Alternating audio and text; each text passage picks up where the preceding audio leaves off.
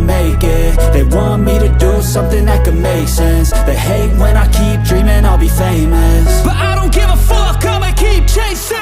I got all this potential that's deep inside of me, but they hate when you're successful cause they try to be. They sit there being judgmental because you're trying things, and they just want you to settle and do the right thing. So get a good job, don't slack off. Wake up every morning, make a good impression on your boss. Don't do anything that I wouldn't do, and when you're making money, make sure you don't spend it too soon.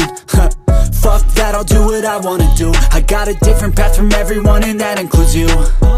Who are you to tell me how to live life? In these times it feels like nobody is right, yeah. So I'ma figure out what else we succeed, and then invest all of my time into that and proceed. I need whatever the hell could make me happy, and I don't think you have a clue what could that be. They tell me that I'm never gonna make it. They want me to do something